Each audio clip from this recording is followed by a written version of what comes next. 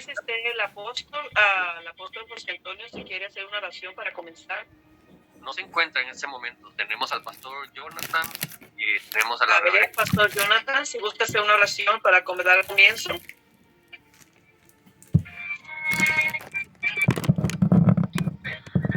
Ahora mismo, hermana. Padre Señor, en esta hora, Dios mío, te damos gracias, Dios mío, porque tú nos tienes, Padre, reunidos delante de tu presencia, amado Padre. Para, Señor, aprender, Dios mío, de tus escrituras, Padre Santo. Te ruego, Padre, que tú tomes el control, el dominio, Dios del cielo, de esta enseñanza, Señor. Que tú bendigas a nuestra hermana Mary Castilla, Padre. Que tú ilumines su vida, Padre, para que sea tu Espíritu Santo quien nos enseñe a través de él, Jesús. Gracias, Dios mío, por lo que tú estás haciendo a través de ella. Glorifícate en ella, Señor, en esta hora, mi Señor.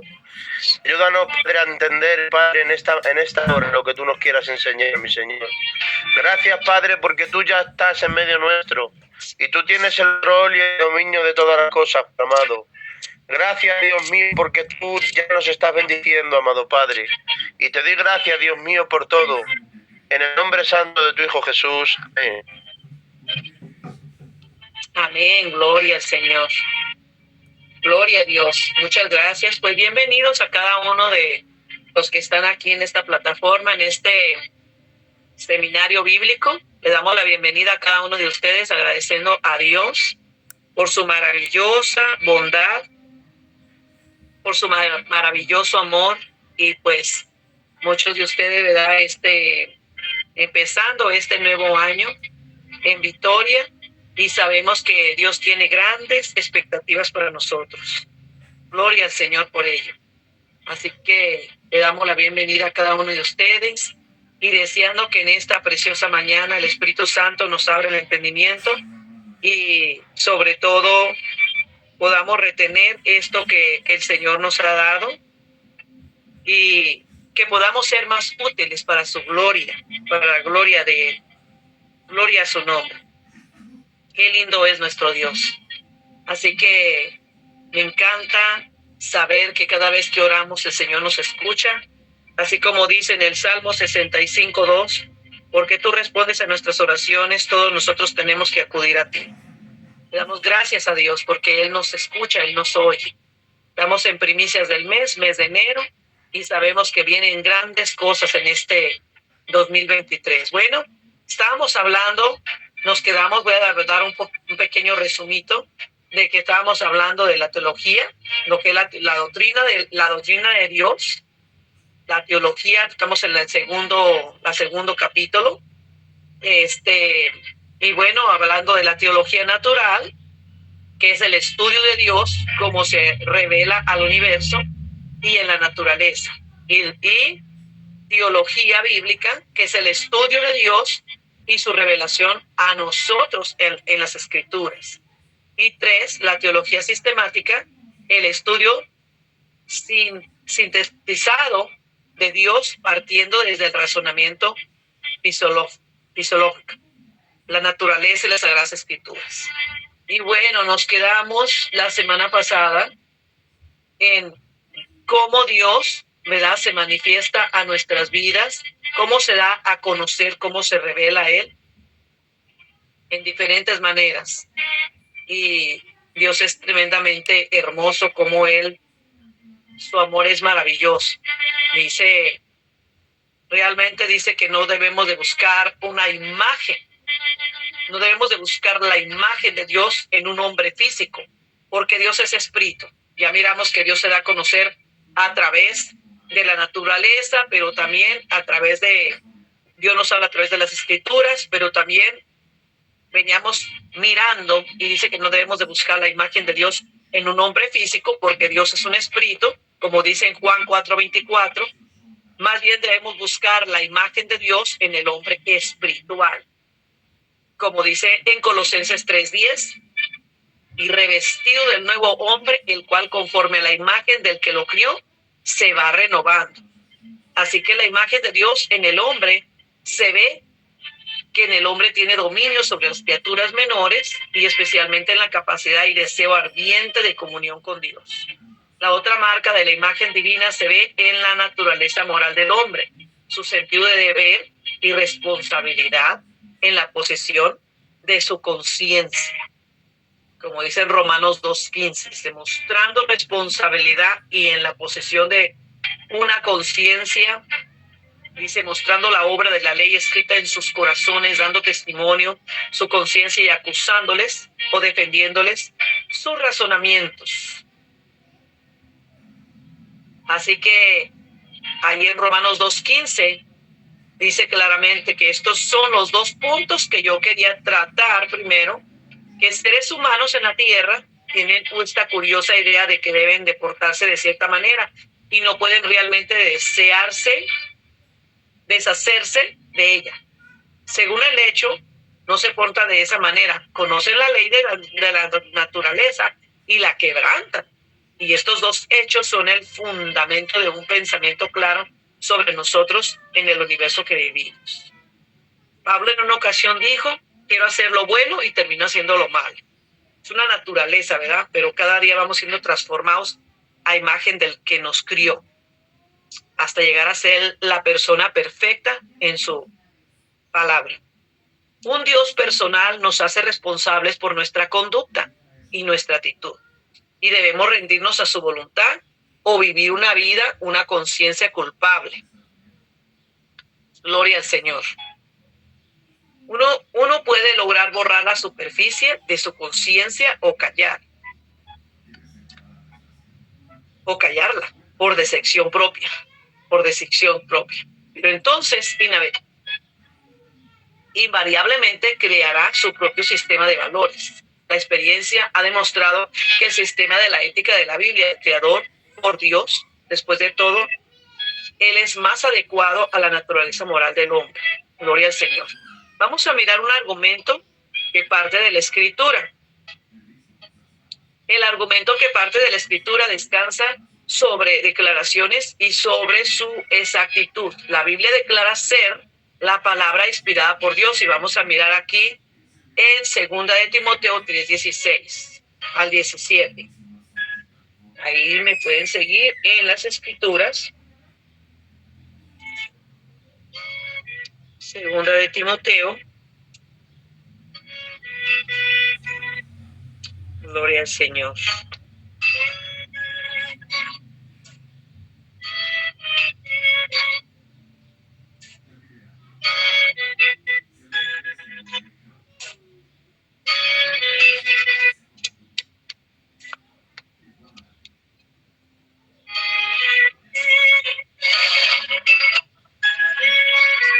Gloria a Cristo. Vamos a mirar aquí en 2 de Timoteo.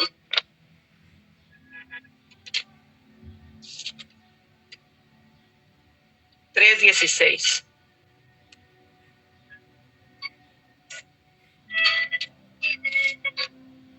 y dice, toda la Escritura es inspirada por Dios y útil para enseñar, para redarguir y para corregir, para instruir en justicia, a fin de que el hombre de Dios sea perfectamente preparado para toda buena obra. O sea, que quiere decir que la palabra del Señor fue inspirada por Dios mismo. ¿Para qué cosa? Para preparar hombres y mujeres para la obra de Dios. Cuando la palabra de Dios se refiere a hombre, se refiere a los dos, ¿verdad? Para instruirle. Me gusta siempre, yo no sé cuántos de ustedes, pero yo les aconsejo que tengan 2, 3 versiones de la palabra. Dice en esta versión, todas las Escrituras es inspirada por Dios, es útil para enseñarnos lo que es la verdad y para hacernos lo que está mal en nuestra vida. Ella nos corrige cuando estamos equivocados y nos enseña a hacer lo correcto. Dios la usa para preparar y capacitar a su pueblo para que haga toda buena obra. Se fija cómo habla en la versión actualizada, versión viviente. Dios es lindo. Pero en 2 de Pedro 1:20, ahí más adelantito, vamos a leerlo juntos. 2 de Pedro 1:20. Sé que la palabra, ella habla. Y claramente dice que es inspirada por Dios. Dice su palabra, sobre todo, tienen que, estoy leyendo la versión actualizada, tienen que entender que ninguna profecía de la Escritura jamás surgió de la comprensión personal de los profetas. O sea que la palabra no viene, hay gente que dice, ¿usted qué explicación da de la palabra? ¿Usted cómo lo quiere de una explicación de esa palabra? Usted saque su propia conclusión de esa palabra.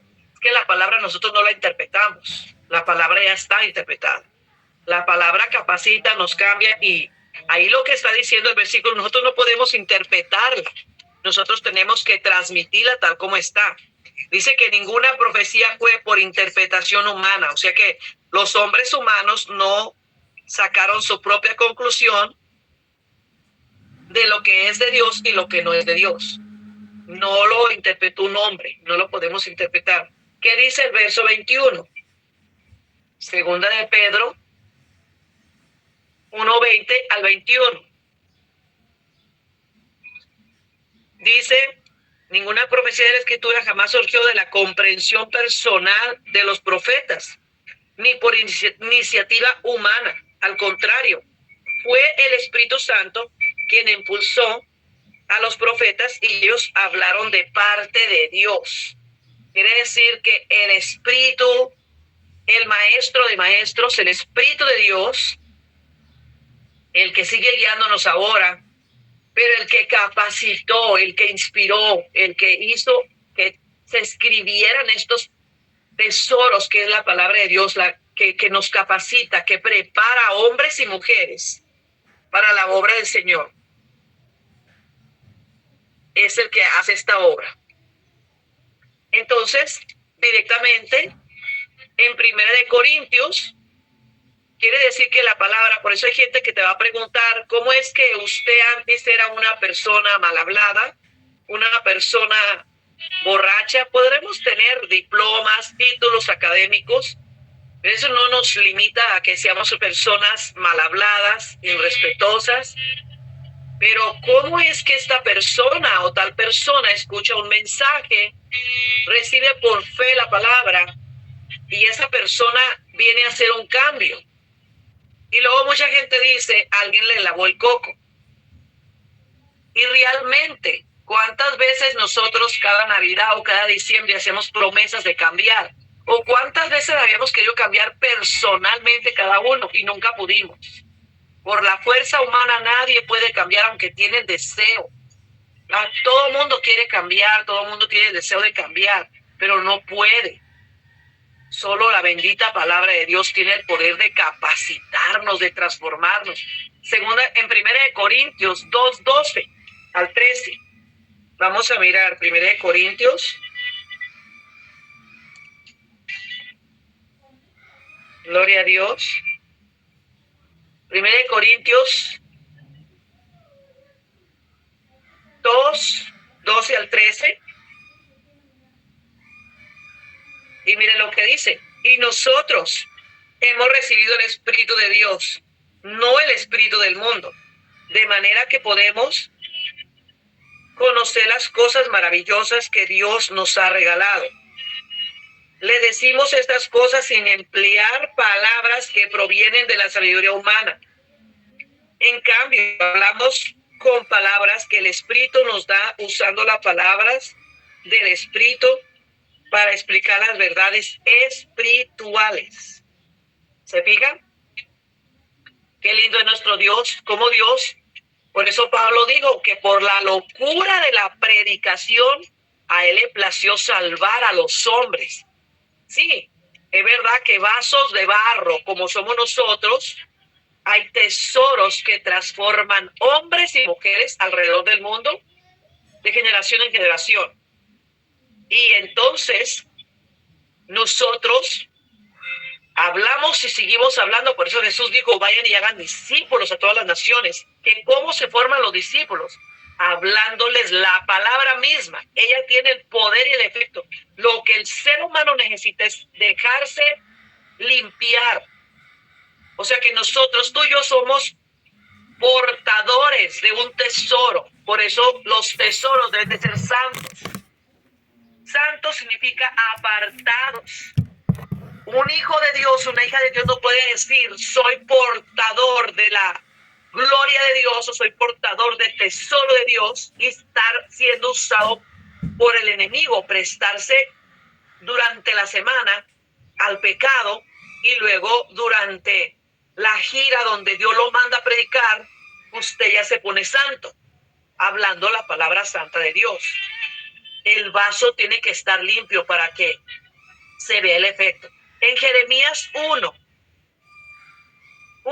al 13. Mire, vamos a mirar qué es lo que dice ahí. Jeremías 1. Y esta es una clase, mi hermano, así que agarre su Biblia y estudiemos. Jeremías 1 al 13. Mire lo que dice la palabra. Estas son las palabras de Jeremías, hijo de Hilcías, uno de los sacerdotes de Ananot. Estoy leyendo la versión actualizada. Ciudad de la tierra de Benjamín. El Señor le dio mensajes a Jeremías por primera vez durante el año 13 del reinado de Josías, hijo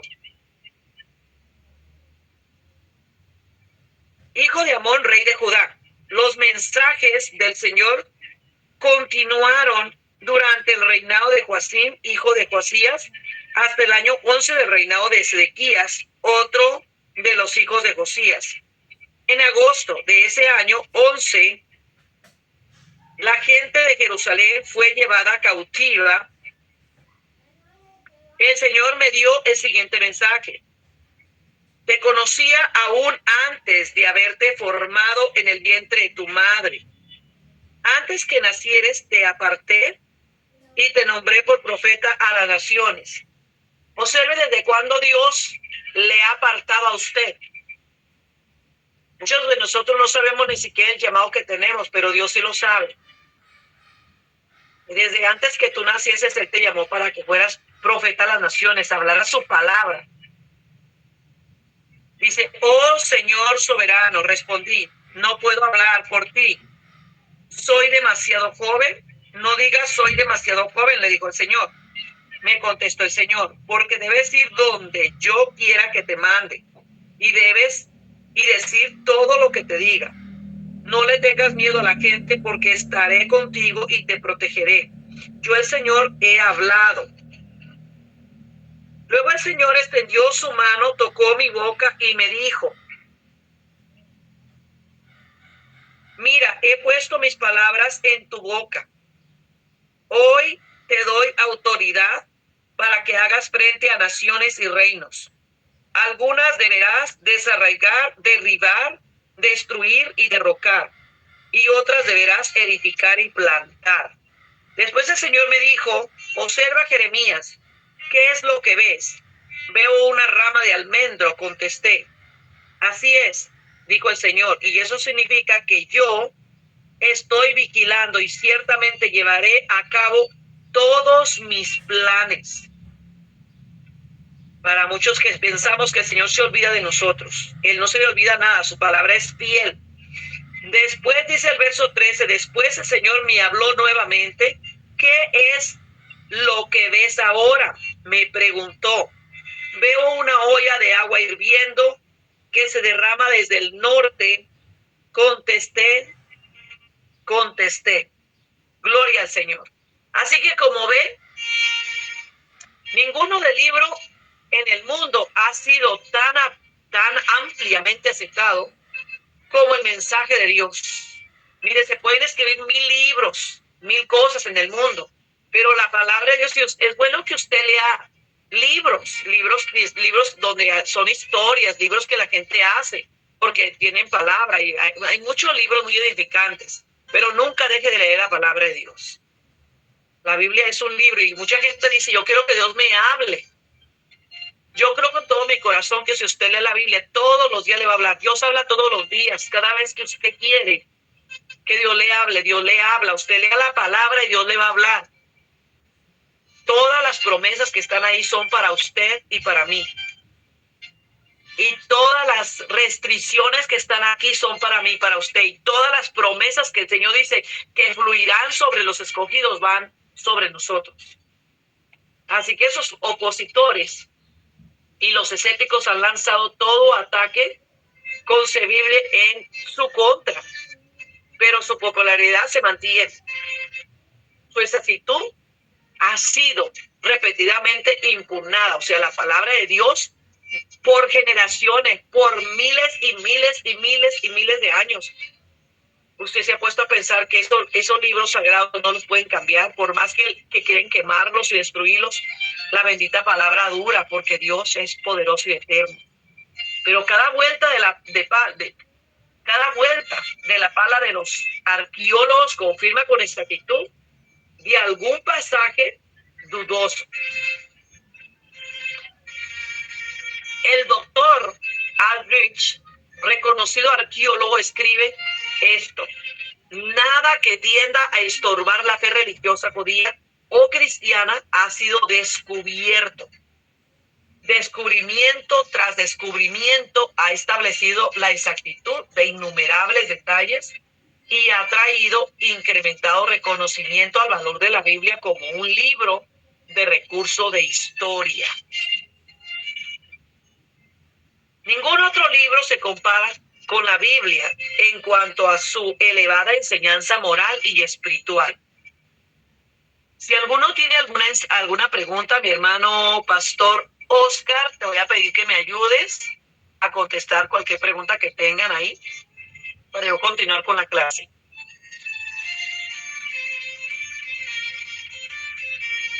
Así que, escrita hace siglos, la Biblia es más moderna que los periódicos de hoy. Y nunca cesa de hablar con poder. ¿Cuánto dicen amén? La palabra de Dios, por más antigua que sea, mire, desde antes que usted y yo naciésemos, desde que nació el primer hombre, la palabra de Dios no se hace vieja, ella sigue teniendo el mismo poder. Los hombres y mujeres dejan de tener poder. ¿Por qué? Porque no nos santificamos o no entendemos el tesoro que Dios ya nos entregó. Pero la palabra nunca deja de tener poder. En sí sola la palabra tiene poder cuando se desata sobre una persona.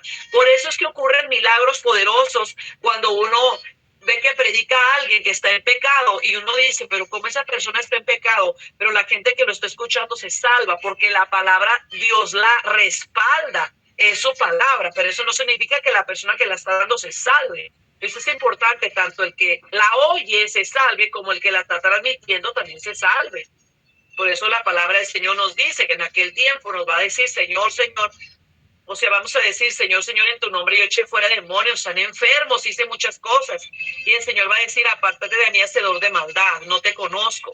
Porque Dios quiere que es tener hijos. Entonces su palabra bendita transforma, ella cambia. Así que ningún otro libro se compara con la Biblia en cuanto a su elevada enseñanza moral y espiritual. Hay gente que dice, no puedes tomártelo literalmente. Es que a la palabra no se le quita ni se le quita ni se le pone, ni tampoco nosotros podemos decir, no te lo pegues tan personal, no seas tan religioso. La palabra literalmente como dice, así es. Si dice apártese del pecado, es apártese del pecado. Si dice no hables malas palabras, eso significa no hables malas palabras. Es que hay gente que se pone un traje en el púlpito y otro abajo. Y yo le voy a decir una cosa. La palabra del Señor nos enseña que nosotros debemos dejarnos cambiar por ella. Nosotros no cambiamos la palabra a nuestro. Por eso hoy en día, miren, mucha gente abre sus propios cultos, sus propias iglesias, porque no, ellos quieren interpretar la palabra a su manera. Pero yo le voy a decir una cosa. Hay un dueño y Señor, hay un Dios que es el autor de esta palabra. Y Él no quiere que ni usted ni yo la interpretemos a que se acomode a nosotros. La palabra debe de hacer que la gente se acomode a Dios. Y todo lo que la palabra dice, hay que creerla y hay que ponerla en práctica. Hay que recibirla. En una ocasión estaba un predicador muy intelectual, un hombre muy con doctorado. Fue a predicar a un lugar donde había mucha gente humilde y mucha gente sin estudio. Y él dijo, aquí ni me tengo que preparar tanto, aquí hay mucha gente ignorante, que no tiene conocimiento. Yo fui al instituto bíblico, tengo mucho conocimiento y voy a predicar todo lo que aquí les voy a meter un mensaje que les van a quedar admirados. Bueno, perfecto. Pero de repente este hombre, uno de los ancianos de ese lugar, dijo, antes de que pase el predicador a dar la palabra, permítame yo hacer una oración y quiero orar por unos cuantos enfermitos que están aquí. El indígena dijo, Padre bueno, tu palabra es fiel y verdadera. Y tu palabra dice que oremos por los que están enfermos y ellos se van a curar. Y tu palabra dice que en tu nombre serán echados fuera los demonios. Y tu palabra dice que todo lo que te pidamos tú lo escuchas. Te doy gracias porque hoy me escuchas y sanas a esta persona y sanas a esta otra. Y bueno, el indígena solo dijo esa palabra tan sencilla. Y todos los que estaban enfermos se sanaron. Y todos los que tenían demonios se les salieron.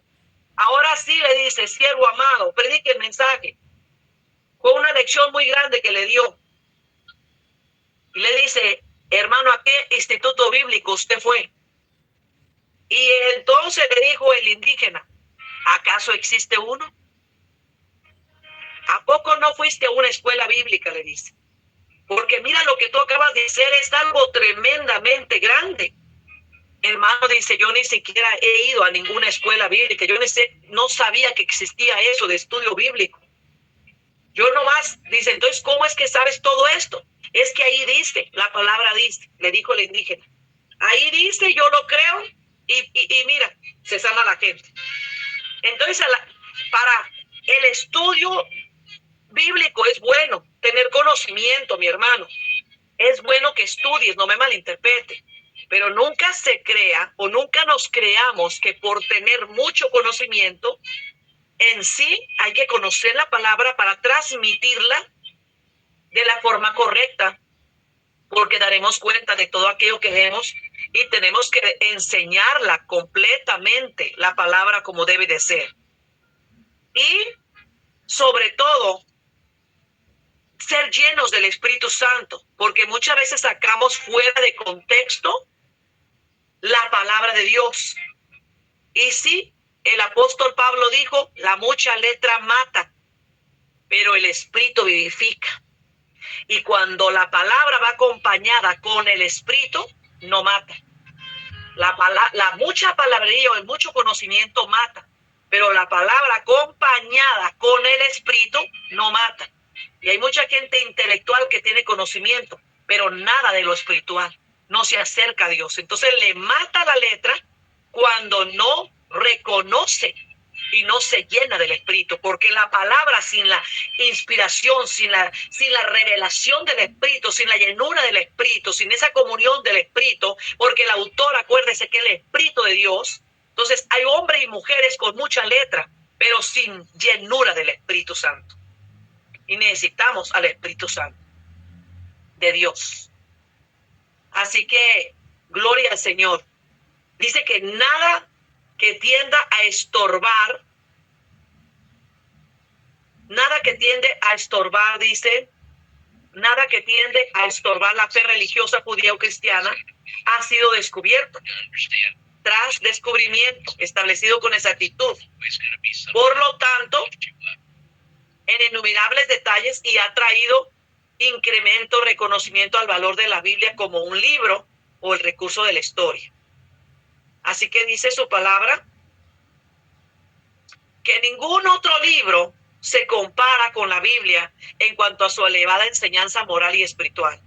Escrita hace siglos, la Biblia es más moderna que los periódicos y hoy nunca cesa de hablar con poder. Mire, la palabra nos habla, la palabra nos consuela, la palabra nos redarguye, la palabra nos exhorta.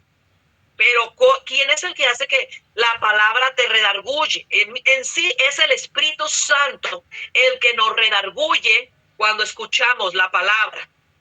Es el Espíritu Santo el que nos exhorta cuando escuchamos la palabra. Porque es viva, Él le da poder. Es el Espíritu Santo el que nos consuela cuando escuchamos la palabra. Nos da consuelo, ánimo. Dice que nunca ha cesado de hablar con poder, sanando lo más profundos problemas del alma, del espíritu humano. Por lo tanto, la naturaleza de Dios, el acercamiento al estudio de la naturaleza de Dios, debe ser humilde y reverente. ¿Oyó lo que dije? Tenemos que ser humildes y reverentes. Y sobre todo tener una actitud de aprender. Porque hoy en día, muchos de nosotros creemos que lo sabemos todo. Tanto lo sabemos que ni siquiera vamos deseando cada día pedirle al Señor que nos enseñe más. Creemos saber tanto que no necesitamos pedirle a Él que nos enseñe más. A veces pensamos que tener mucho conocimiento, mucho estudio, ya no necesitamos ir a buscar de la presencia de Dios. Pero por algo dice la palabra, clama a mí, yo te responderé, te enseñaré cosas grandes y ocultas que ustedes no saben, que no conocen ni disciernen. Quien puede definir la naturaleza y la esencia del Dios infinito, y no solo sus caminos. Dice en Romanos 11:33, no solo son sus caminos incalculables, su naturaleza y ser sobrepasan. Por lo tanto, nuestra comprensión, sin embargo, Dios nos ha revelado lo necesario de su naturaleza. Gloria al Señor. Esencial para poder servirle. ¿Cuántos saben que la palabra del Señor dice que Él es amor? Dios es amor. ¿Y cuántas veces decimos con nuestra boca, Dios es amor? Su naturaleza es amor. Y si Dios es amor y Él vive en nosotros, entonces nosotros también tenemos que amar. Y amar significa perdonar. Amar significa tolerar, ser misericordiosos. No tolerar el pecado. Jesús se encontró con la mujer en pecado. Los que la iban a aventar las rocas, las piedras para matarla.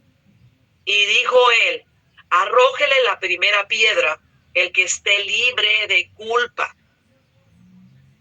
Y después de eso, le dice, mujer, ¿dónde están los que te condenaban? Y ella dice, ninguno, Señor.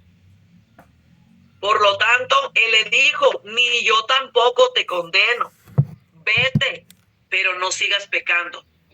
Eso nos muestra que nosotros traemos un mensaje, no de condenación, un mensaje de amor hacia la persona perdida que está en pecado,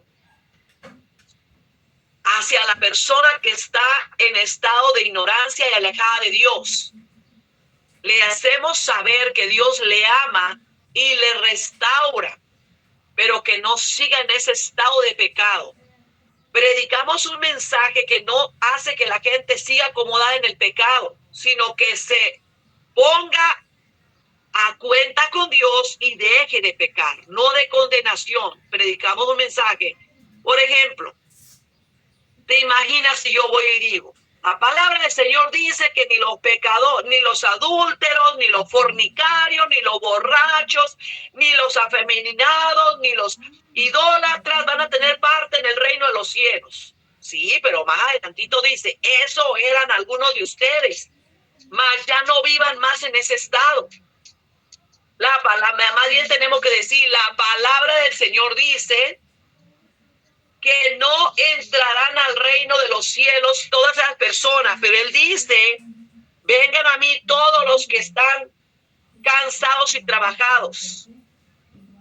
Él dice que él no vino a condenarte. Él ama a la prostituta, al borracho, al enfermo. Él ama al afeminado, él ama al idólatra, él ama al asesino, él ama a todos ellos. Pero él dice que venga a él, te arrepientas de la vida que has vivido y él te perdona y no sigas más en pecado. No sigas más en pecado. Gloria al Señor.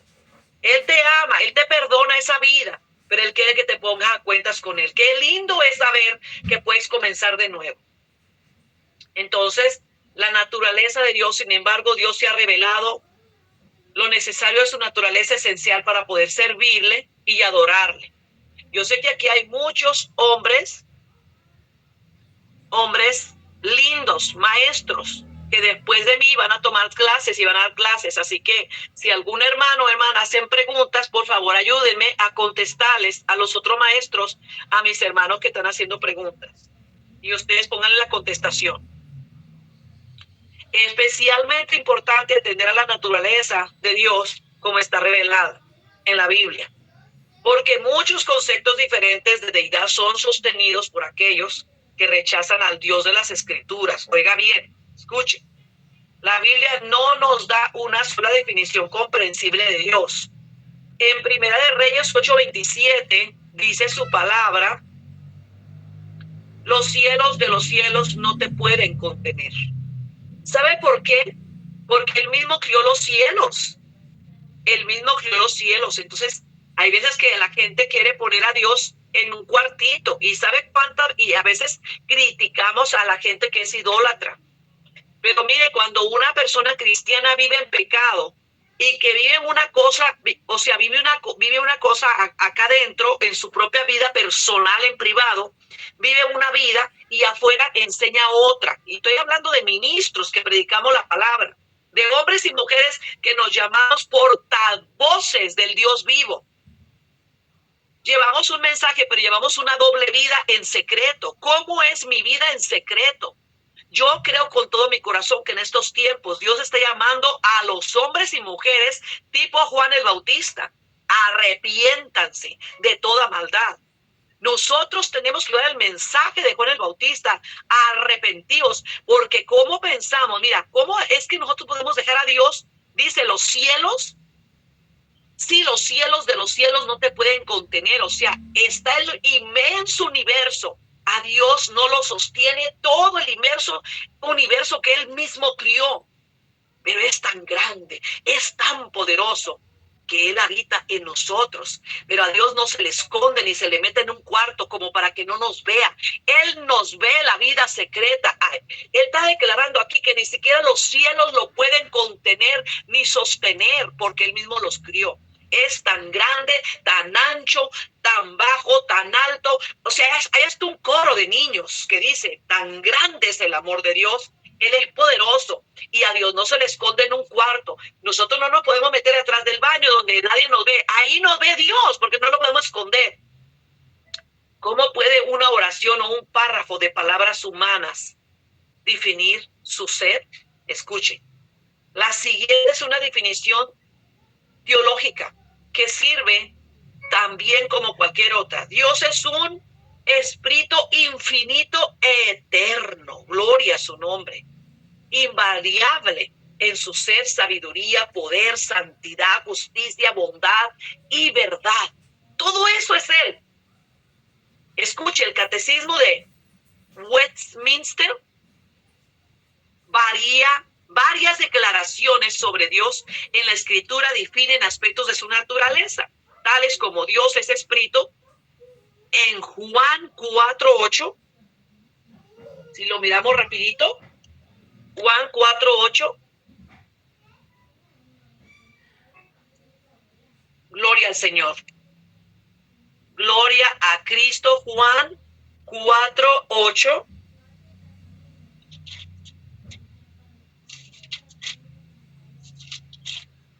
Ahí mis hermanos que están ahí, los otros maestros, por favor, contesten las preguntas. hay diccionarios bíblicos en los cuales nosotros tenemos que examinar y mirar exactamente. Juan 4:8 dice su palabra, mire, él estaba solo en ese momento porque sus discípulos habían ido a la aldea a comprar algo para comer. Dice, Dios es luz. En 1 Juan 1:5, estamos leyendo lo que es Dios. 1 Juan 1:5, mire lo que dice su palabra. Gloria a su nombre. 1 Juan 1:5. Dios es luz. Este es el mensaje que oímos de Jesús y que ahora le declaramos a ustedes. Dios es luz y en él no hay nada de oscuridad. Y si Dios es luz y en él no hay nada de oscuridad, ¿cómo usted y yo, si Dios vive en nosotros, quiere decir que no debe de haber nada de oscuridad? Ya no debe de mirarse nosotros, sino que ahora se debe de mirar Él en nosotros. ¿Sabe cuál es la mejor manera de poder nosotros, de poder crecer espiritualmente? Siendo un niño, cuando usted va a la escuela, ¿usted qué hace? Usted se pone en actitud de querer aprender con el maestro, de que el maestro le enseñe. Cuando usted le hace una pregunta al maestro, ¿usted le hace la pregunta para aprender o para qué se la hace? El maestro está ahí para enseñarnos y nosotros para aprender. Dios es amor, que dice en 1 Juan 4:8. 1 Juan 4:8. 1 Juan 4:8 dice, pero el que no ama no conoce a Dios, porque Dios es amor. Gloria a su nombre. Qué importante es que nosotros amemos. Que nosotros amemos. Y yo le voy a decir una cosa, amar significa perdonar. Amar significa nosotros olvidar aquello. Y Dios es fuego consumidor. Hebreos 12:29. Aquí está mirando todo lo que el Señor habla en su palabra. Miremos lo que dice en Hebreos 12:29. ¿Cuántos se gozan todo lo que es Dios? Porque hay gente que dice, Dios es amor y Él me ama, Él me perdona para tolerar su pecado, para tolerar su pecado. Un ejemplo, utilizan la palabra de Dios para decir, el que esté libre de pecado que arroje la primera piedra. No, mi hermano, cuando una persona te da un consejo bíblico y te dice, mi hermano, la actitud que tú tienes, rebelde, o la actitud que tú traes, o las acciones que estás haciendo no van de acuerdo a Dios. Tenemos que entender que Dios es amor, sí, pero también Dios es fuego consumidor. Él no va a tolerar el pecado como tu mamá y mi mamá, que a veces somos nosotros alcahuetes y nos hacemos a los ciegos y no le hacemos nada al muchacho. Hebreos 12:29 dice, 12:29, gloria al Señor. Porque nuestro Dios es un fuego que nuestro Dios es un fuego que todo lo consume. Nuestro Dios es fuego consumidor. En esta sección enfocaremos nuestra atención sobre 4 aspectos de la naturaleza divina, de su naturaleza. Ya miramos aquí lo que es Dios, pero vamos a mirar su naturaleza divina, mi hermano. Si usted es hijo de Dios, ¿a quién se tiene que parecer? ¿Usted es hijo de Dios? Usted y yo somos hijos de Dios y cada día los rasgos, las facciones, las acciones de su Padre, de nuestro Padre, tienen que mirarse en nosotros. Nosotros no podemos parecer. Jesús en una ocasión reprendió a algunos de los que le seguían Vuestro padre es vuestro padre el diablo, porque las obras de él hacéis. Hay mucha gente que dice que es hijo de Dios, pero sigue haciendo las obras del enemigo. Entonces, Dios es espíritu y tenemos que parecernos a él. Afirmación de la escritura. La declaración de que Dios es espíritu significa que no puede ser limitado a un cuerpo físico ni a dimensiones de espacio. Él puede estar ahora acá y él puede estar allá donde está usted. Qué tremendo es Dios. Dios puede estar, por eso podemos conectarnos en el teléfono en oración, hacer una oración por un enfermo de aquí a la China, y el Señor va a operar un milagro ahí en la China, porque a Dios no se le limita en un lugar, Él está en todas partes, Él es infinito. Dice, y tiempo. Él es invencible. A Dios nadie le vence. Gloria al Señor. Eterno. Él es eterno. Él nunca muere. Su palabra es eterna. Quiere decir que podemos confiar en sus eternas promesas. Esa palabra que está escrita aquí, sí, la escribió en aquel tiempo algunos hombres y mujeres, pero se dejó escrita para ti y para mí, y ella sigue teniendo el mismo efecto poderoso para nuestras vidas. A Dios nadie lo vio jamás. El unigénito Hijo de Dios, Juan 1:18 dice que el único que lo vio, el unigénito Hijo de Dios que está en el seno del Padre, Él le ha dado a conocer. Juan 1:18. Porque Dios es espíritu. Él puede decir, en Mateo 28:20 dice, he aquí, mira lo que dijo, he aquí yo estoy con vosotros todos los días hasta el fin del mundo. Gloria al Señor. No sé quién tiene el micrófono prendido, pero le voy a pedir si lo puede apagar su micrófono. Gloria al Señor. Dice en Mateo 28:20, porque donde están 2 o 3 congregados en mi nombre, en Mateo 18:20 dice, donde están 2 o 3 congregados en mi nombre, allí estaré yo. En Hebreos 13:5 dice, no, y no te desampararé ni te dejaré. Gloria a su nombre. La palabra nos habla. La palabra de Dios nos habla. Y cuando uno de nosotros está mal delante de Dios, o tiene una mala actitud, o está desalineado de Dios, la palabra de Dios nos habla. A menos que ya estemos duros, empedernidos, que ya no sabemos escuchar la palabra de Dios, eso nos debe dar tristeza. Si el Espíritu Santo no nos redarguye de una mala actitud, que todo mundo ve que la tenemos, menos nosotros. Que Dios nos ayude. Entonces Jesús indicó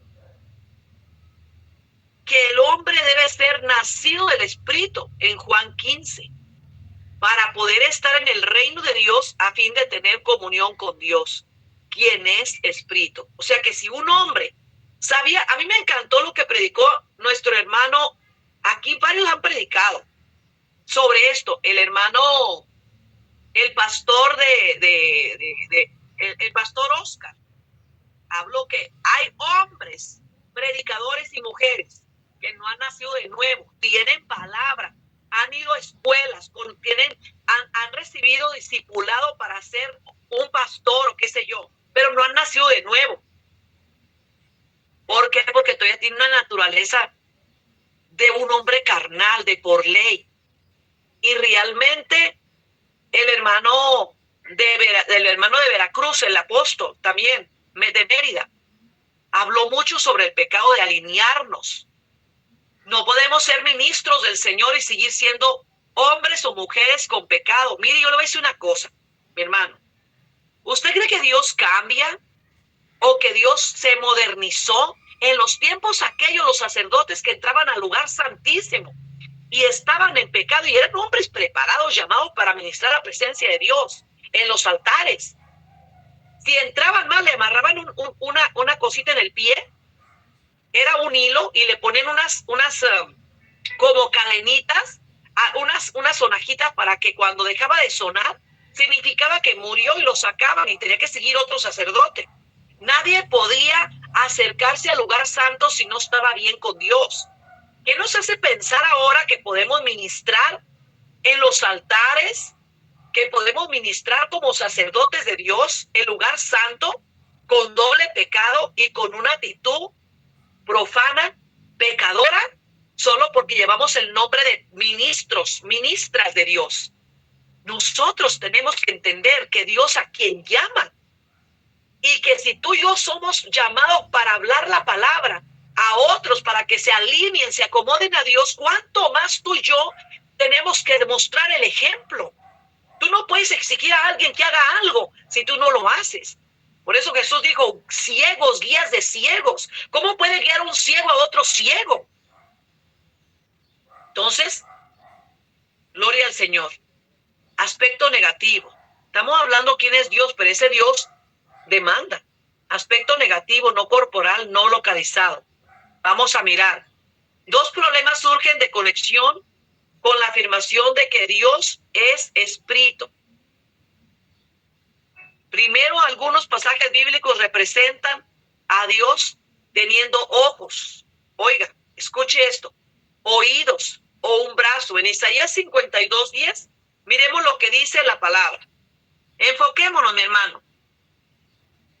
Ponga mucha atención. Miren, en una clase siempre va a haber personas, va a haber niños que están jugando, pero hay otros niños que están bien atentos a lo que el maestro explica. Así que usted sea un niño del que está atento y no haga caso a los niños que están jugando. Isaías 52:10. Vamos a mirar lo que dice su palabra.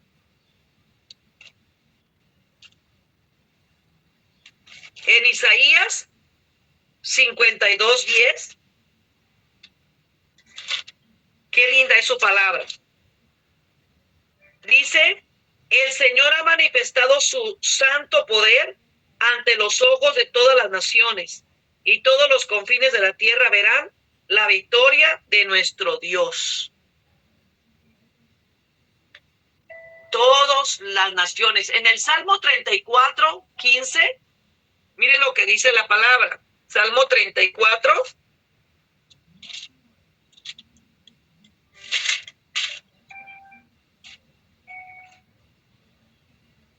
En el Salmo 34:15 dice, los ojos del Señor están sobre los que hacen lo bueno. Sus oídos atentos, sus oídos están abiertos a los gritos de auxilio o atentos a las oraciones de sus santos.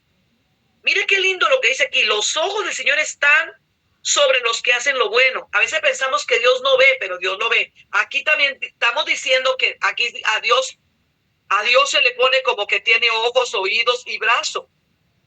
Estas figuras son gramaticales llamadas antropomorfismos, que significan semejante al hombre. Porque Dios tiene que hablarnos de alguna manera que podamos comprender. Él nunca va a manifestársenos a nuestras vidas de una manera que no lo podamos comprender ni entenderlo. Viviendo en el mundo material, al hombre le es difícil pensar que Dios percibe o actúa sin miembros humanos. Por lo tanto, las escrituras, consentientes a nuestra limitación, le atribuyen a Dios, figurativamente hablando, oídos, para oír nuestro llamado, o un brazo para ayudarnos y defendernos. El brazo simboliza pues un padre defendiéndote, un padre ayudándote. Cuando uno está pasando por un momento difícil, ahí está la mano poderosa de Dios defendiéndonos. Dios, hablando a través del gran profeta Isaías, nos está hablando aquí en Isaías 40, 25 al 28. Dice esto, pensando en nuestra limitación humana. Mira lo que dice. ¿A qué pues me haréis semejante? ¿O a qué me compararéis? Dice el Santo. Levantad en alto vuestros ojos. Número 1 nos dice, pon tus ojos arriba en lo alto. Y mirad quién crió estas cosas en él. Saca y cuenta su ejército. Está diciendo, cuenta las estrellas, cuenta el cielo. A todas llama por sus nombres. Qué tremendo, para que Dios le llame por nombre a todas las estrellas. Ninguna faltará, tal es la grandeza de su fuerza y el poder de su dominio. ¿Por qué dices, Oli Jacob? Hablas tú, Israel. Mi camino está escondido de Jehová y de mi Dios pasó mi juicio. ¿No has sabido, no has oído que Dios es eterno? Es Jehová el cual crió los confines de la tierra. No desfallece ni se fatiga con cansancio, ni su entendimiento. No hay quien lo alcance. ¡Wow! ¡Qué tremenda palabra aquí lo que nos está diciendo! El Espíritu Eterno no necesita ojos para ver nuestra necesidad, ni se fatiga ni su actividad redentora. Tú y yo nos cansamos, pero Dios jamás se cansa. Pero Él nos habla en sentidos que podamos comprenderlo a Él. El segundo problema con la representación de la espiritualidad de Dios es que a veces Él es representado apareciendo en forma humana. En Génesis 17 y versos 18 y 19 nos habla cuando estamos mirando en los versos, cuando estamos mirando, hagamos al hombre a nuestra imagen. Y en Josué 5:13, vamos a mirar lo que dice Josué 5:13 al 15. Vamos a mirar lo que dice su palabra ahí en Josué. Gloria a su nombre.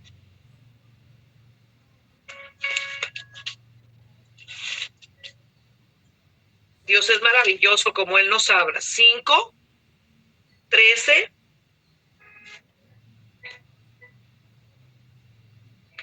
Cuando Josué estaba cerca de la ciudad de Jericó, miró hacia arriba y vio un hombre parado frente a él con una espada en la mano. Josué se le acercó y le preguntó, ¿eres amigo o enemigo?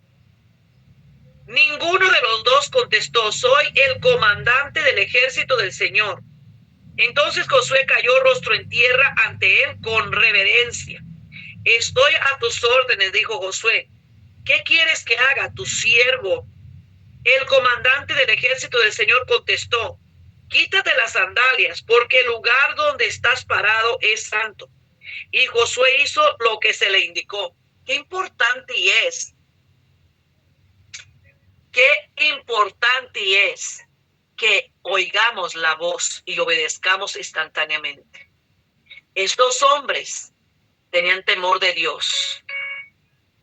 Se le apareció alguien. Aunque Dios es esencia, espíritu, el que hizo todos los seres y cosas puede, para sus sabios fines, asumir cualquier forma que se adecue a su propósito como quiera y cuando quiera. Entonces, si óigame, Dios no es un burro, y Dios habló a través de un burro a este profeta malvado. Dios puede hacer lo que Él quiera. Hay un número de casos donde Dios se apareció en forma visible. Un ejemplo de esto, la aparición de Abraham, para asegurarle el hijo prometido a través de cuya descendencia vendrían todas las naciones que serían bendecidas. Estas apariciones se llaman teofanías. Gloria a su nombre. Ellas, sin embargo, no contradicen la naturaleza espiritual de Dios. Qué maravilloso es que Dios, el Hijo, tomara forma humana sobre sí mismo a fin de convertirse en nuestro Redentor. ¿No cree que es grandioso eso? El sumo sacerdote y Rey eterno tomó forma humana. En Juan 14:8-9 dice, Felipe le dijo, Señor, muéstranos al Padre y nos basta. Jesús le dijo, el que me ha visto a mí, ha visto al Padre. Se fija cómo ahí, en esa ocasión, pero cómo se le presentó Dios. Jesús dijo, el que me ha visto a mí, ha visto al Padre. Bueno, pero ahí ya el mismo Redentor, el mismo Dios poderoso se despojó de su grandeza y tomó el cuerpo humano, así que se le apareció al hombre, pero en forma humana, pero era el Dios poderoso en un cuerpo humano. Gloria a Dios. Aún más, en 1 Corintios 15:38, vamos a mirar 15:38 al 54. Vamos a ver lo que dice Juan en 1 Corintios. Gloria a su nombre. 1 Corintios 15.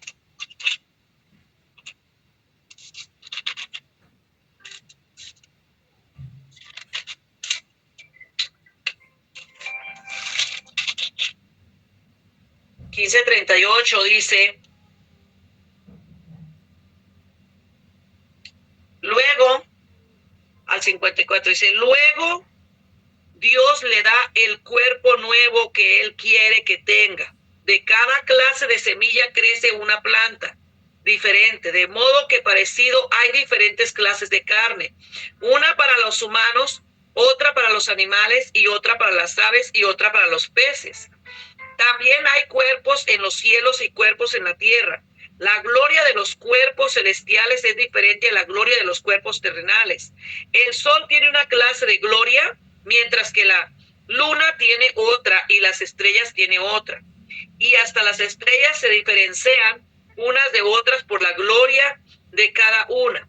Lo mismo sucede con la resurrección de los muertos. Cuando morimos, nuestros cuerpos terrenales son plantados en la tierra, pero serán resucitados para que vivan por siempre. Nuestros cuerpos son enterrados en deshonra, pero seremos resucitados en gloria. Son enterrados en debilidad, pero serán resucitados en fuerza. Son enterrados como cuerpos humanos naturales, pero serán resucitados como cuerpos espirituales. Pues así como hay cuerpos naturales, también hay cuerpos espirituales. Las escrituras dicen: el primer hombre, Adán, se convirtió en un ser viviente, pero el último Adán, es decir, Cristo, es un espíritu que da vida. Lo que primero viene es el cuerpo natural y más tarde viene el cuerpo espiritual. Adán, el primer hombre, fue formado del polvo de la tierra, mientras que Cristo, el segundo hombre, vino del cielo. Los que son terrenales son como el hombre terrenal, y los que son celestiales son como el hombre celestial. Al igual que ahora somos como el hombre terrenal, algún día seremos como el hombre celestial. Lo que le digo, amados hermanos, es que nuestros cuerpos físicos no pueden heredar el reino de Dios. Estos cuerpos que mueren no pueden heredar lo que durará para siempre. Pero permítame revelarles un secreto maravilloso. No todos moriremos, pero todos seremos transformados. Sucederá en un instante, en un abrir y cerrar de ojos, cuando se toque la trompeta final. Pues cuando suene la trompeta, los que hayan muerto resucitarán para vivir por siempre. Y todos los que estemos vivos también seremos transformados, pues nuestros cuerpos mortales tienen que ser transformados en cuerpos que nunca morirán.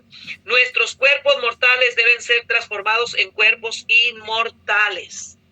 ¿Se fijan? Cómo Dios es eterno, así como Cristo tomó un cuerpo espiritual, también usted y yo lo tomaremos. Seremos revestidos. Así que Pablo dice que los seres espirituales pueden tener cuerpos espirituales. Después de la resurrección, aquí me muestra un secreto también. Dice: los carnales reciben el carnal. Hay mucha gente que no ha recibido la naturaleza transformadora de nacer de nuevo. El hombre espiritual, la Biblia dice que el hombre carnal no puede entender lo del hombre espiritual. Quiere decir que cuando una persona no ha sido transformada, sigue pensando como hombre carnal, porque no ha sido renacido de nuevo. Necesita nacer de nuevo. Y la persona espiritual ya ahora piensa y actúa como espiritual. Jesús tuvo un cuerpo espiritual que no estaba sujeto a limitaciones físicas. En Juan 20:19 al 29 dice algo bien importante. Vamos a mirar en Juan 20.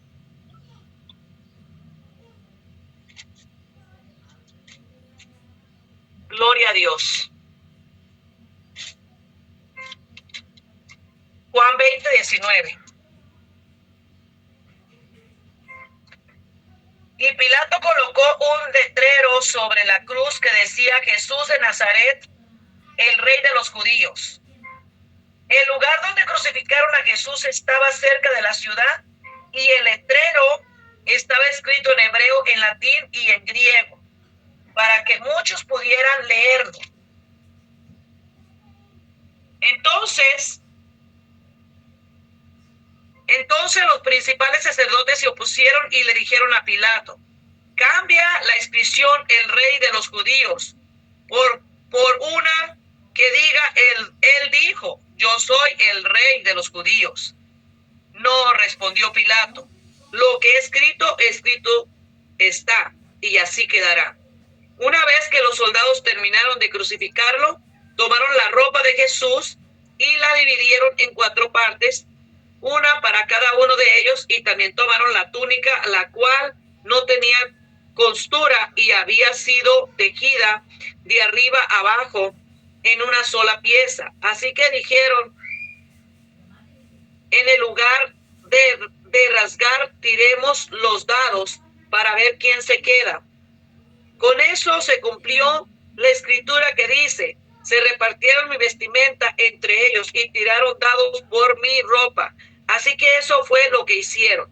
Estaban de pie junto a la cruz la madre de Jesús, la hermana de su madre, María, la esposa de Cleofas, y María Magdalena.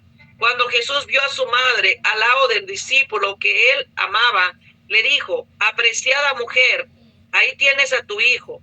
Y al discípulo le dijo: ahí tienes a tu madre. A partir de entonces, ese discípulo le llevó a vivir a su casa. Jesús sabía que su misión ya había terminado y para cumplir las escrituras dijo: tengo sed. Había allí una vasija de vino agrio, así que mojaron una esponja en el vino agrio, la pusieron en una rama de hisopo y la acercaron a sus labios de Jesús. Como puede ver aquí, dice claramente y que hay una indicación que puede ser que él en su cuerpo espiritual llevara eternamente las marcas de la prueba rigurosa del Calvario. Dios es perfecto. Observe esto. En Mateo 5:48 Jesús le dijo a sus discípulos: sed pues vosotros perfectos. Y tiene una coma. Mire, la palabra de Dios aquí en esto de la escuela es bien importante que no nos lo comamos. Y que cuando tiene una coma nos hace parar un alto, como para meditar y pensar. Sed pues vosotros perfectos. La palabra perfecta es que no te conformes, que no nos conformemos, sino que cada día vayamos siendo más parecidos a Él, más parecidos a nuestro Padre. Como vuestro Padre que está en los cielos es perfecto. Quiere decir que nunca debemos de conformarnos con lo que somos ahora. No podemos decir: ya soy salvo y así estoy bien con Dios. No, cada día debemos de desear ser mejores cada día, porque Dios no ha terminado con nadie. Él es prácticamente imposible pensar en el Creador, quien es el al mismo tiempo justo, amoroso, santo y misericordioso, eterno, juez, Padre de nuestro Señor Jesucristo, como algo menos perfecto. Las Escrituras lo afirman, declarándolo un ser perfecto.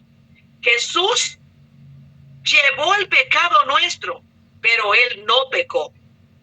Él fue perfecto, Él en nada, dice la palabra del Señor, que en todo fue tentado, en todo fue probado.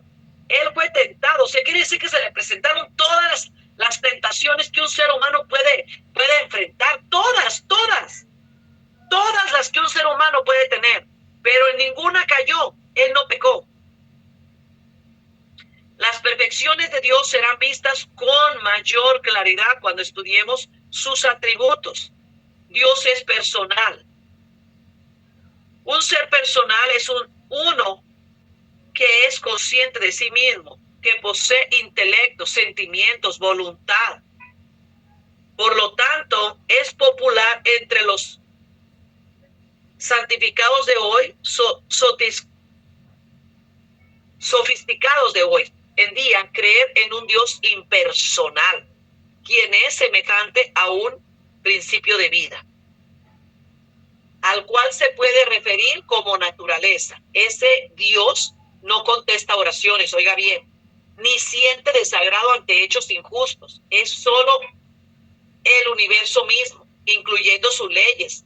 Hay gente que dice que Dios está en el infinito, que está en todas partes. Tú puedes ser tu propio Dios. Entonces, impersonal, no puede confrontar nuestro egoísmo. O sea que se le enseña a la gente que ellos mismos pueden crear su propio Dios, se concentran y que Dios está en todo el universo, que ellos mismos se concentran en el poder de la mente. Tal Dios personal no puede confrontar nuestro egoísmo, como tampoco puede ayudarnos cuando nuestro problema va más allá de los que podemos sobrellevar. Por lo tanto, el Dios de la Sagrada Escritura es un Dios personal. O sea que Dios quiere tener comunión con nosotros, con cada uno de nosotros. Mire, por eso le digo una cosa, porque yo digo que la palabra del Señor dice, ¿se imagina usted cuando Jesús dijo, de una cama será llevado uno y otro dejado? Porque hay parejas que uno se pone bien con Dios y el otro no quiere. Entonces Dios es un Dios personal. Y incluyendo, no importa que el papá o la mamá estén bien con Dios, y ya los hijos piensan que porque su papá o su mamá son pastores, apóstoles, ellos también se van a salvar. No, Dios es un Dios personal. Una vez que el hijo o la hija tiene la capacidad de entendimiento, tiene que tener su relación, tener un encuentro con Él y llevar una vida con Él personal de su Dios. ¿Quién es el Dios que va a gobernar su vida? Entonces Dios es un Dios personal. Cada creyente, cada persona tiene que tener su relación con ese creador de su propia vida. Dios es personal, trascendente, el cual mantiene aparte del universo como su creador. Pero quien al mismo tiempo es un Dios inmanente, que reside dentro de su creación, preservándola, cuidándola como un Padre celestial. Qué lindo es nuestro Dios. La personalidad de Dios es revelada en su trato con Moisés, cuando declaró su nombre. Mire lo que dice en Éxodo 3:14. Y respondió Dios a Moisés, yo soy el que soy. Y dijo, así dirás a los hijos de Israel. Y en Éxodo 6:23 dice, yo soy, me envió a vosotros. O sea, yo soy, me envió a vosotros. Después en Éxodo 6:23 dice, yo soy Jehová. Y aparecía a Abraham, a Isaac y a Jacob como Dios omnipotente, el Shaddai. Mas en mi nombre, Jehová, no me di a conocer a ellos. La palabra hebrea Jehová o Yahvé se deriva del verbo ser. Yo soy el que soy. Puede ser un tipo de interpretación de nombre. Jehová, Jehová Dios, es el que fue, quien es y que será eternamente como persona. Bendito sea su nombre. Que me ayude y nos ayude a conocerle más. Yo le amo. Dios se revela aquí con un nombre personal. Yo quiero conocerle más. Él habla y entra en un pacto con un ser inteligente. Contesta las indagaciones de Moisés como uno que responde ante la ansiedad humana. Qué lindo es nuestro Dios, siendo tan poderoso. A veces hasta decimos cosas que hasta peleamos, discutimos con Dios y Él nos tiene paciencia. Nos tiene amor y comparte su preocupación con Él. Él escoge a un hombre para llevar a cabo su voluntad de dirigir a Israel como una nación testigo entre las naciones. Él declara al oído, lo los gemidos de su pueblo en Egipto y cuya angustia le importa. Este es un Dios personal, no solamente un alma impersonal del universo. Se fija cómo Dios escogió a un hombre que fue Moisés para sacar de la esclavitud, del dolor, pero también dice que él escuchó los gemidos, el dolor. Muestra cómo él se compadece. Él no olvida a sus hijos. Él escoge a una persona para sacar del dolor a otro, porque Dios ve, y a veces uno dice, ¿por qué a mí? Porque Él sabe lo que Él hace. Gloria a su nombre. Así que en el Nuevo Testamento, el Hijo de Dios, que era en una persona, como dice en Juan 5:26, porque como el Padre tiene vida en sí mismo, así también ha dado al Hijo el tener vida en sí mismo. Esto nos enseña que el Padre es el mismo tipo de persona que el Hijo, el cual Él dio su vida. El hombre, como criatura de Dios, tiene intelecto. Oiga bien, intelecto, emociones, voluntad, y es capaz de contemplar inteligentemente a Dios y su universo como una persona racional. Pero esto no le hace superior a Dios en capacidades. Dios tiene una personalidad divina que va mucho más allá de lo que nosotros entendemos. Dios es maravilloso, mi hermano. Créame, hay veces que nosotros razonamos la palabra. Nosotros razonamos la palabra y ¿sabe qué? No podemos razonar la palabra. Yo creo con todo mi corazón, el rey David dijo en una ocasión, en uno de sus salmos, ¿quién estará consciente de sus propios errores? En el Salmo 19, él dijo, ¿quién estará consciente de sus propios errores? Líbrame, Señor, de aquellos que me son ocultos. En pocas palabras, él dijo, no estoy consciente muchas veces de lo mal que estoy. También el profeta Jeremías dijo, engañoso es el corazón más que todas las cosas. Maldito el hombre que confía en el hombre. Pero ¿sabía usted que ese verso no está hablando de confiar en otra persona? Muchas veces nosotros confiamos en nosotros mismos y no podemos confiar en nosotros mismos ni razonar. Más allá de la escritura,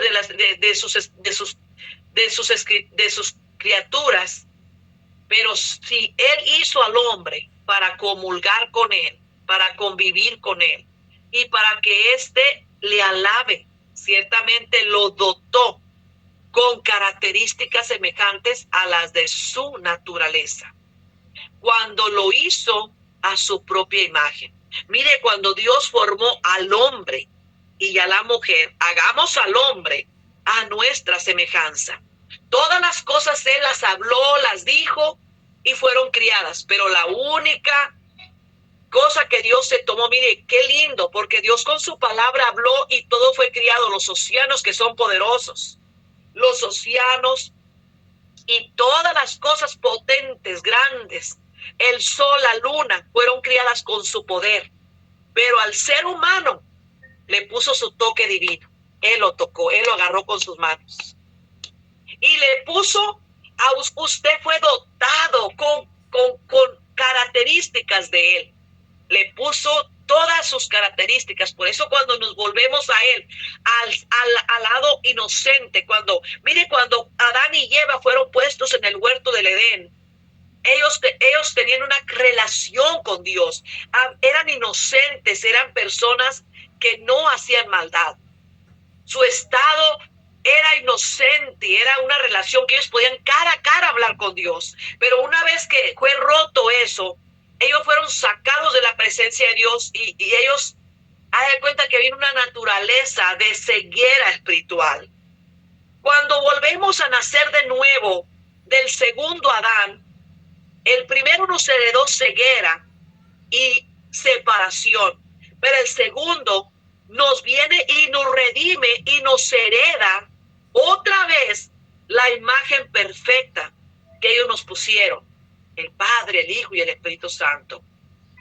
Y ahora somos sensibles, inocentes, ya no tenemos morbo, ya no somos como con esas personas que traemos. Por eso yo he dicho que cuando una persona, si usted en su congregación ve a alguien que va mal vestido o una hermana, no está bien que la mujer vista deshonestamente, ni el hombre, pero si usted llega a ir una persona ahí o se la encuentra en la calle, usted como cristiano, pues usted debe no tener morbo, sino más bien mirar inocentemente a esa persona como tu hija, tu hermana o alguien a quien tú amas, no con deseo. Porque mucha gente dice, es que se deben de vestir bien. Y yo digo, ¿y en qué mundo viven?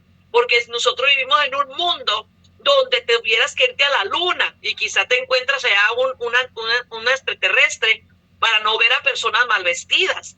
Nosotros tenemos que dejar el morbo, esa actitud de hombre carnal, de mujer carnal.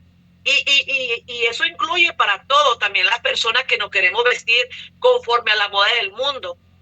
Tenemos que vestirnos y ser como personas que profesan la fe de Dios. Entonces, esa inocencia vuelve a nosotros del hombre espiritual. Miremos algo bien profundo aquí. Dice, el Evangelio de la Biblia es el mensaje de Dios al pecador que ha desobedecido a un Dios personal.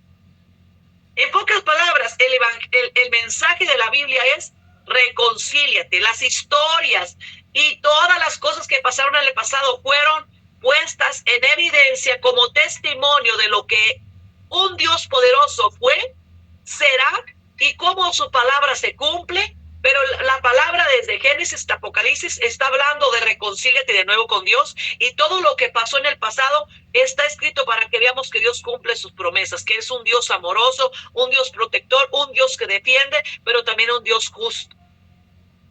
Entonces, aquí miramos el Evangelio de la Biblia, es el mensaje de Dios al pecador que ha desobedecido a un Dios personal, que le ha ofendido con su rebelión. Este pecador lleva una carga de culpabilidad que solo una nueva relación con Dios, hecha posible por la obra redentora del Hijo de Dios, aliviará. Mira lo que dice aquí en Romanos 8:1. En Romanos 8:1 dice, ahora pues ninguna condenación hay, pero me encanta a mí, lo voy a leer en la versión actualizada. Gloria a su nombre. Romanos 8:1 dice acá, dice, ahora pues ninguna condenación hay para los que están en Cristo Jesús. Vamos a mirar algo. Dice, por lo tanto ya no hay condenación para los que pertenecen a Cristo Jesús. O sea que usted puede tener la certeza, la confianza que usted acepta a Cristo y usted es salvo. Usted, si muere, va al cielo. Usted no tiene condenación. Hay veces que el enemigo viene a tratar de condenarle, pero luego en el siguiente versículo dice, y porque ustedes pertenecen a él, el poder del Espíritu que da vida los ha libertado del pecado que lleva a la muerte. Pero ahí dice claramente después, los que no andan conforme a la carne, sino conforme al Espíritu de Dios. Pues quiere decir que una vez que venimos a Cristo, ya no podemos seguir en esa vida. Pero en Romanos 5:8 dice, mas Dios muestra su amor para con nosotros, en que siendo aún pecadores, Cristo murió por nosotros. Wow. En que siendo, Romanos 5:8,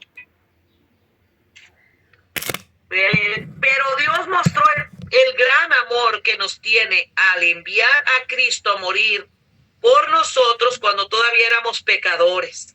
Wow. Usted y yo no hicimos nada para salvarnos. Ese es el mensaje que tenemos que dar nosotros.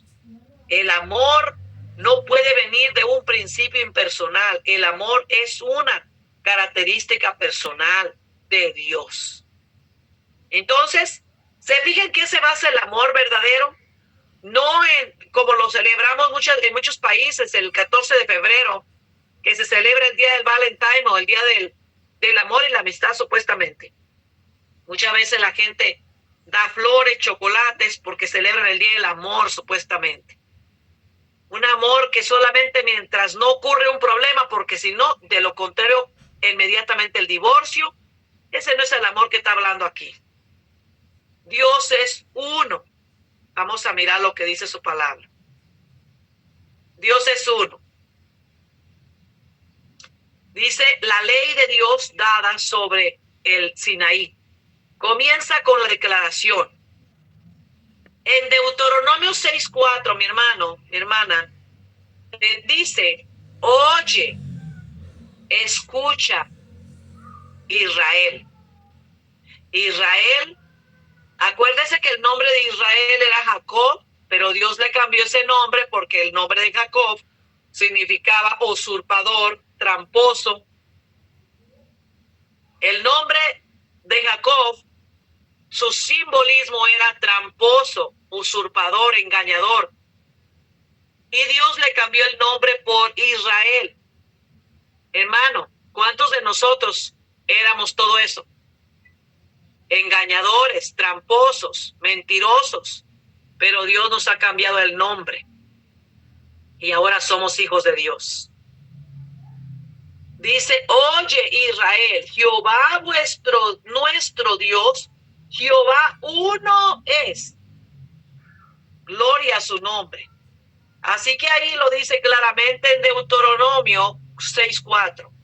No hay nada de mayor condenación en la Escritura que la adoración de otros dioses. La palabra del Señor nos dice que no podemos, se convierte, mire, aparte de las imágenes y ídolos que la gente pone, hay otros ídolos que la gente se convierte en ídolo todo aquello que nosotros ponemos en primer lugar en nuestra vida. Puede ser nuestro ídolo el trabajo, puede ser nuestro ídolo el dinero, los hijos. Nuestro ídolo pueden ser cantantes o deportistas. Todo aquello que ocupe el primer lugar en nuestra vida puede ser nuestro ídolo. Y a Dios no le agrada que nosotros amemos más a un ídolo que a Él mismo. No más un solo Dios tenemos que amar. Es más, habemos muchos que idolatrizamos a nuestra propia persona. Cuidamos tanto nuestro cuerpo físicamente, pero por dentro lo tenemos descuidado. No, dice claramente, no andaréis en pos de dioses ajenos. Deuteronomio 6:14. De los dioses de los pueblos que están en vuestros contornos. O sea que Dios, por ejemplo, muchos de nosotros estábamos viviendo, algunos somos mexicanos, otros somos de Chile, de Ecuador, de Guatemala, de España, de diferentes naciones del mundo. Y muchos de nosotros a veces salimos de nuestro país natal y vamos a otro país para mejores oportunidades. Pero Dios quiere que donde quiera que tú vayas, sigas teniendo el mismo Dios y no te acomodes. Hay tantísima gente que se mueve de lugar y se acomoda a la costumbre y dejan de ir a la iglesia de buscar de Dios. Aquí en China, donde quiera que estemos, debemos de tener un solo Dios y nunca debemos de poner el trabajo o otras cosas como primero antes que Dios, porque ídolo se vuelve todo aquello que ponemos en primer lugar. ¿Y sabe cuánta gente pone como ídolo? Ídolo es todo aquello que ponemos en primer lugar. Y acá dice que no debemos de adorar otros dioses.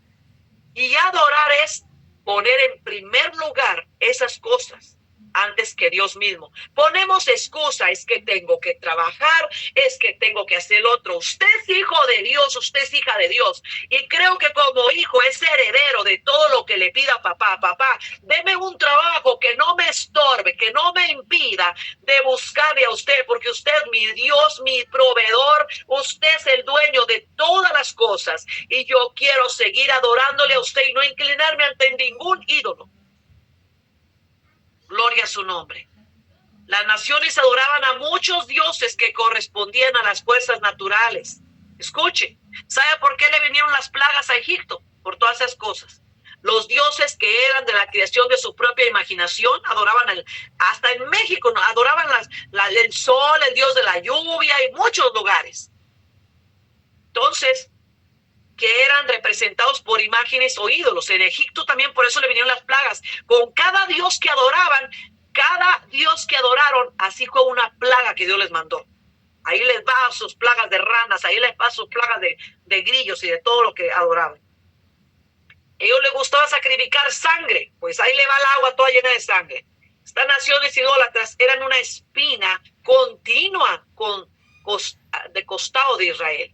La decaída de Israel fue su constante coqueteo con las deidades de la naturaleza.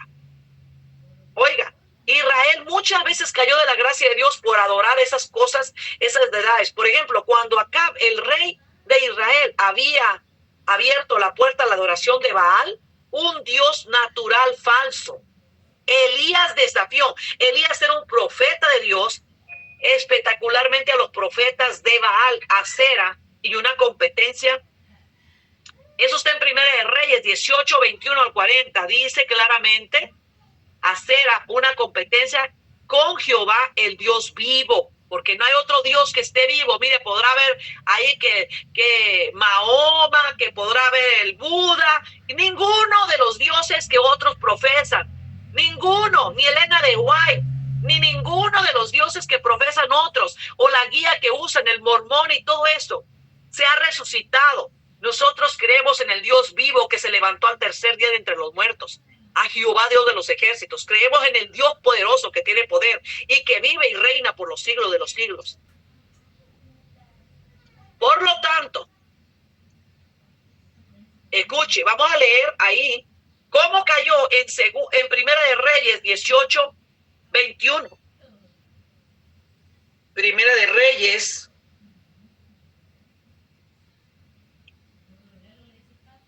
Gloria al Señor.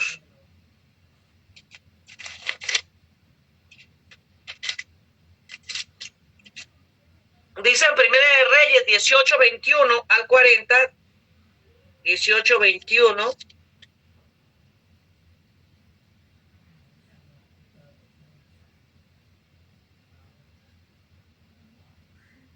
Elías se paró frente a ellos y dijo: ¿hasta cuándo seguirán indecisos, titubeando entre dos opiniones? Si el Señor es Dios, síganlo. Pero si Baal es el verdadero Dios, entonces síganlo a él. Sin embargo, la gente se mantenía en absoluto silencio. Escuche esto.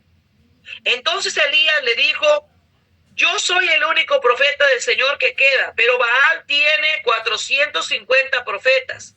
Ahora traigan 2 toros y los profetas de Baal pueden escoger el toro que quieran, que luego lo corten en pedazos y lo pongan sobre la leña, sobre el altar, pero sin prenderle fuego. Yo prepararé el otro toro y lo pondré sobre la leña del altar y tampoco le prenderé fuego. Después invoquen ustedes el nombre de su Dios y yo invocaré el nombre del Señor. El Dios que responda enviando fuego sobre la madera, ese es el Dios verdadero. Y toda la gente estuvo de acuerdo.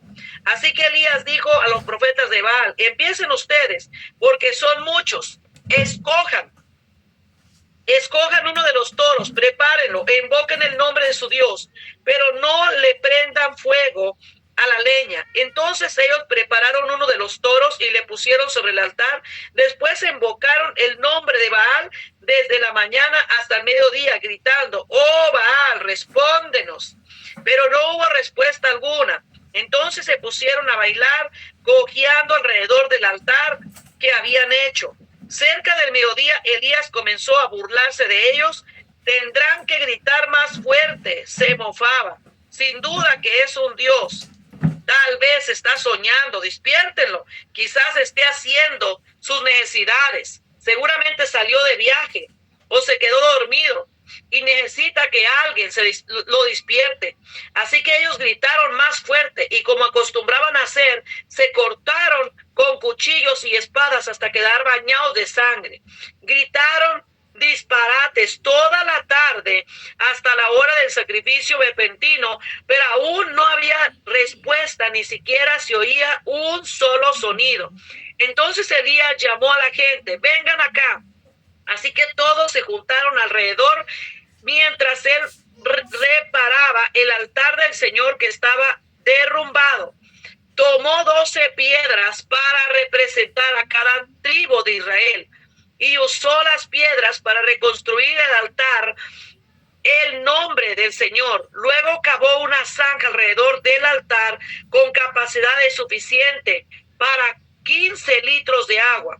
Apiló la leña sobre el altar, cortó el toro en pedazos y puso los pedazos sobre la madera. Luego dijo: llenen 4 jarras grandes con agua y echen agua sobre la ofrenda y la leña. Una vez que lo hicieron, les dijo: háganlo de nuevo. Cuando terminaron, les dijo: háganlo por tercera vez. Así que lo hicieron lo que les dijo. Y el agua corría alrededor del altar, tanto que hasta colmó la zanja. A la hora que solía hacerse el sacrificio vespertino, el profeta Elías caminó hacia el altar y oró: oh Señor, Dios de Abraham, Dios de Isaac y de Jacob, demuestra hoy que tú eres el Dios de Israel y que yo soy tu siervo. Demuestra que yo he hecho todo esto por orden tuya. Oh Señor, respóndeme para que este pueblo sepa que tú, Señor, eres el Dios y que tú lo has hecho volver a ti. Al instante el fuego del Señor cayó del cielo y consumió el toro, la leña, las piedras y el polvo, hasta lamió toda el agua de la zanja. Cuando la gente vio todo esto, todos cayeron rostro en tierra y exclamaron: el Señor es el Dios. Sí, el Señor es el Dios. Entonces Elías ordenó: atrapen a todos los profetas de Baal, no dejen que escape ninguno. Estos los agarraron a todos y Elías los llevó al valle de Cisón y allí los mató. Gloria a su nombre. Yo no sé, pero le voy a decir una cosa. Mientras yo leía esto, simplemente digo: wow, qué orgullo. Gloria al nombre del Dios que servimos. Ese es el Dios que servimos, el Dios que cuando oramos